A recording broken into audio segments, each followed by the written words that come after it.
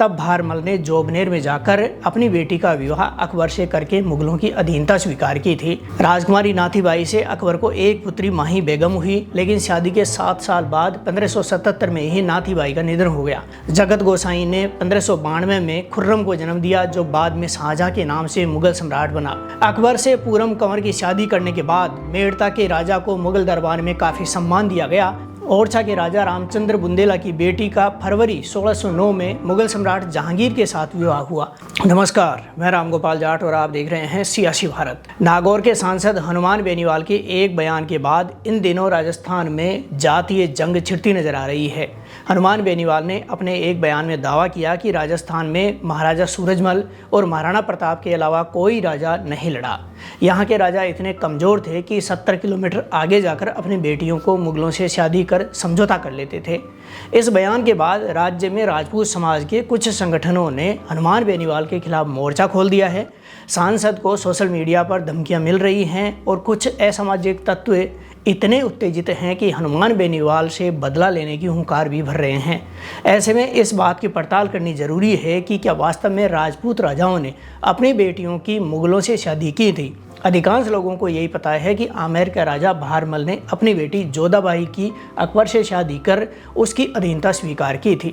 आमेर के कच्छावार राजाओं ने अलग अलग टाइम अपनी 4 बेटियों की शादियां मुगलों से की थी। जब इतिहास में जाकर इस पूरे घटनाक्रम की पड़ताल की जाती है तो बड़े उदाहरण निकलकर सामने आते हैं। जब राजस्थान के राजपूत राजाओं ने अपने शासन बचाने के लिए मुगलों से अपनी बेटियों की शादियां की थी।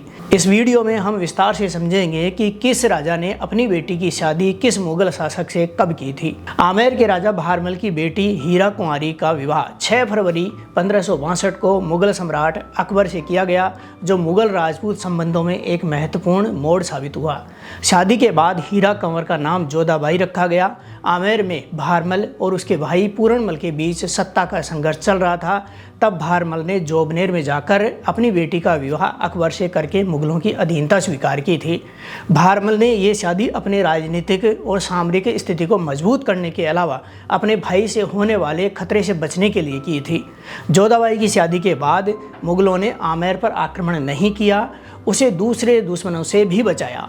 आमेर के कच्छावार राजघराने पर हमेशा सामाजिक, सांस्कृतिक और राजनीतिक तौर पर मुगलों का प्रभाव रहा है। अकबर ने अपने जीवन काल में कुल 10 राजपूत कन्याओं से विवाह किया था। मुगलों द्वारा आक्रमण करने पर जैसलमेर के महारावल हरिराज सिंह मुगलों की अधीनता स्वीकार करते हुए अपनी बेटी नाथीबाई का विवाह 1570 में मुगल सम्राट अकबर से किया।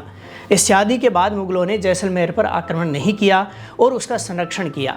राजकुमारी नाथीबाई से अकबर को एक पुत्री माही बेगम हुई, लेकिन शादी के 7 साल बाद 1577 में ही नाथीबाई का निधन हो गया। बीकानेर के कान्हा जी की पुत्री राज कंवर का विवाह 15 नवंबर 1570 को मुगल सम्राट अकबर से नागौर में संपन्न हुआ। ये विवाह अकबर की राजपूत नीति का हिस्सा था, जिसके माध्यम से उसने राजपूत राजाओं की बेटियों के साथ वैवाहिक संबंध बनाकर उनको अपने अधीन कर लिया। विवाह के बाद बीकानेर के राव कल्याणमल और उनके पुत्र राव सिंह को मुगल दरबार में उच्च पद प्रदान किए गए। कान्हा जी ने दूसरे राजपूत राजाओं को भी मुगल राज्य में सहयोग करने के लिए प्रेरित किया, जिससे मुगल साम्राज्य राजस्थान में फैलता चला गया। मारवाड़ पर अकबर ने आक्रमण किया तो वहां के राठौड़ वंश के राजा उदय सिंह और रानी मनरंग देवी की पुत्री मरणावती का विवाह 11 जनवरी 1586 को मुगल सम्राट जहांगीर से हुआ। शादी के बाद मरणावती को जगत गोसाई के नाम से जाना गया। इस विवाह का उद्देश्य मुगल और मारवाड़ की सुरक्षा के साथ दोनों के बीच राजनीतिक संबंध को सुदृढ़ करना था। जगत गोसाई ने 1592 में खुर्रम को जन्म दिया, जो बाद में शाहजहां के नाम से मुगल सम्राट बना। इस विवाह का कुछ राजपूतों द्वारा विरोध भी किया गया। जगत गोसाई के चचेरे भाई कल्याण दास राठौड़ ने इसे राजपूत सम्मान के विरुद्ध माना और विद्रोह किया, जिसके परिणाम स्वरूप उसका निधन हो गया। साम्राज्य विस्तार के लिए जहांगीर ने बीकानेर पर आक्रमण किया। इससे बचने के लिए राव केशव दास राठौड़ ने अपनी बेटी करमसीबाई की शादी 1591 में जहांगीर से कर दी। इस विवाह का उद्देश्य बीकानेर की सुरक्षा पक्की करते हुए मुगल साम्राज्य के बीच राजनीतिक संबंधों को सुदृढ़ करना था। इसके कारण बीकानेर को मुगल दरबार में उच्च पद और संरक्षण प्राप्त हुआ। इसी क्रम में मुगल राजस्थान में आगे बढ़े तो जैसलमेर के भाटी वंश के महारावल भीम सिंह की पुत्री मलिकाबाई का विवाह 1587 में मुगल युवराज सलीम से हुआ, जिसको बाद में सम्राट जहांगीर के नाम से जाना गया। महारावल ने अपनी बेटी की शादी मुगल सम्राट से करके अपना राज बचाने में कामयाबी पाई। उससे पहले की बात करें तो मेड़ता के राठौड़ शासक वीरम देव ने अपनी बेटी पूरम कंवर का विवाह 1570 में मुगल सम्राट अकबर से किया था। इस विवाह का उद्देश्य मेड़ता की मुगल साम्राज्य से रक्षा करनी थी। अकबर जब राजपूताना पर चढ़ाई कर रहा था तब मेड़ता भी उसके मार्ग में आ रहा था, लेकिन अकबर की विशाल सेना से डरकर वीरम देव ने वही किया जो बाकी राजपूत राजाओं ने किया। अकबर से पूरम कंवर की शादी करने के बाद मेड़ता के राजा को मुगल दरबार में काफ़ी सम्मान दिया गया।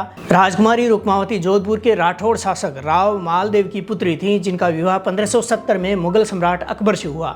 इस विवाह का मकसद जोधपुर को मुगल साम्राज्य के तूफान से बचाना था। रुक्मावती के विवाह के बाद मुगलों ने जोधपुर पर आक्रमण नहीं किया, जिससे जोधपुर राज्य अनवरत विकास करने में कामयाब रहा। मुगल अक्सर जिस राज्य को जीत लेते थे उससे केवल टैक्स वसूली का काम करते थे, बाकी सारी सत्ता स्थानीय राजा के हाथ में छोड़ देते थे। इसी तरह से नागौर के राजा जयचंद की पुत्री बाईजी लाल का विवाह 1573 में मुगल सम्राट अकबर से हुआ। जब मुगलों ने राजस्थान में आक्रमण किया तब नागौर पर चढ़ाई करने से पहले ही दोनों में समझौता हुआ और बाईजी लाल का अकबर से विवाह तय हुआ। बाईजी लाल की शादी के बाद मुगल शासक अकबर ने कभी नागौर पर हमला नहीं किया। राजकुमारी मनभावती बाई जोधपुर के महाराजा गज सिंह राठौड़ की बहन थी, जिनका विवाह 1624 में मुगल राजकुमार सुल्तान मोहम्मद परवेज मिर्जा से हुआ। जोधपुर पर जब मुगल शासक ने हमला किया तब मनभावती का विवाह हुआ, जिससे जोधपुर को मुगल दरबार में सम्मान और राज्य को संरक्षण मिला। इसी तरह से आमेर के राजा भगवंत दास की बेटी मनभावती का विवाह भी 1586 के आसपास शहजादे सलीम से हुआ। भगवंत दास तब पंजाब के सूबेदार हुआ करते थे। जोधपुर के राठौड़ शासक रायमल की बेटी का विवाह 2 अक्टूबर 1595 को मुगल सम्राट अकबर के बेटे दानियाल से हुआ। इस विवाह का उद्देश्य मारवाड़ और मुगल साम्राज्य के बीच राजनीतिक संबंधों को मजबूत कर मारवाड़ की रक्षा करना था। इसी तरह से आमेर के राजा जगत सिंह की पुत्री कोंक कुमारी का विवाह 17 जून 1608 को मुगल सम्राट जहांगीर से हुआ। जहांगीर भारमल की बेटी जोधाबाई का बेटा था। इस शादी के कारण मुगलों और आमेर के बीच पहले से चले आ रहे संबंधों को मजबूत करने का काम किया गया। मुगलों और कच्छावा वंश के बीच अकबर के समय से शुरू हुए संबंध मुगल काल के अंत तक चलते रहे। ओरछा के राजा रामचंद्र बुंदेला की बेटी का फरवरी 1609 में मुगल सम्राट जहांगीर के साथ विवाह हुआ। यह विवाह ओरछा और मुगल साम्राज्य के बीच युद्ध को रोककर तनाव कम करने के लिए किया गया था। इस विवाह के माध्यम से ओरछा ने मुगल साम्राज्य के साथ अपने संबंधों को मजबूत किया। इसके बाद मुगलों ने ओरछा को संरक्षण दिया। राजकुमारी लीलाबाई मारवाड़ के राठौड़ वंश के राव सखत सिंह की पुत्री थी, जिसका विवाह 1627 में शहजादे खुर्रम से हुआ। बाद में यही खुर्रम सम्राट शाहजहां के नाम से जाना गया। इस विवाह का उद्देश्य मारवाड़ को मुगलों से संरक्षित करना था। लीलावती की शादी से मारवाड़ के राजा सकत सिंह को मुगल दरबार में मनसबदारी मिली। अमृताबाई किशनगढ़ के महाराजा रूप सिंह राठौड़ की बेटी थी, जिनका विवाह 1671 में मुगल युवराज मोहम्मद मुअज्जम से हुआ, जो बाद में सम्राट बहादुर शाह प्रथम के नाम से जाना गया। जब मुगल काल का उत्तरार्ध चल रहा था तब किशनगढ़ के राजा रूप सिंह राठौड़ ने खुद को मुगल साम्राज्य से अलग करने की घोषणा कर दी थी, जब बहादुर शाह प्रथम ने आक्रमण कर दिया था। इसके कारण रूप सिंह ने अपनी बेटी अमृताबाई का विवाह मुगल बादशाह से किया। विवाह का उद्देश्य मुगलों से अपने शासन की सुरक्षा करना था। ऐसे ही जोधपुर के महाराजा अजीत सिंह की बेटी इंदिरा कंवर का विवाह 1715 में मुगल सम्राट फर्रुखसियर से हुआ। यह विवाह मुगल राजपूत संबंधों का अंतिम उदाहरण था, क्योंकि इसके बाद कोई राजपूत राजकुमारी मुगल सम्राट से नहीं ब्याही गई। शादी के समय इंदिरा कंवर का धर्म परिवर्तन करवाया गया और उन्हें 1 लाख सोने के सिक्कों के मेहर के साथ निकाह किया गया।